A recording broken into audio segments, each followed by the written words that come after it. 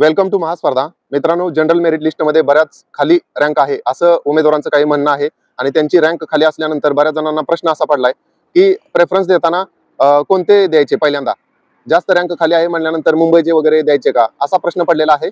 तर जे उमेदवार जास्त रँक खाली आहे आणि ते आज घडीला जॉबलेस आहेत, तर त्या उमेदवारांनी कोणताही विचार न करता सर्व प्राधिकरण निवडायचे आहेत. एकही त्यातून वगळायचं नाही. त्याचबरोबर त्यांचा पसंतीक्रम देत असताना त्यांनी ते जिथले रहिवासी असतील, ज्या विभागात त्यांना काम करण्याची इच्छा आहे त्या विभागाला पहिल्यांदा प्राधान्य द्या आणि नंतर तुम्हाला जर सगळ्यात शेवटी मुंबईला किंवा पूर्व विदर्भामध्ये नोकरी करण्याची इच्छा असेल तर तुम्ही सगळ्यात शेवटचे ते प्राधिकरण निवडू शकता. तुम्हाला बऱ्याच जणांना मार्क्स कमी आहेत म्हणून मुंबईचं प्राधान्य देऊ का असं बऱ्याच जणांनी विचारले, परंतु तसं करू नका.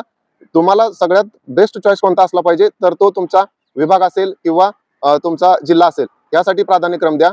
मार्क कमी आहेत म्हणून इतर कोणतीही तुमची जागा घेऊन जाणार नाही, त्यामुळे ती काळजी नसावी.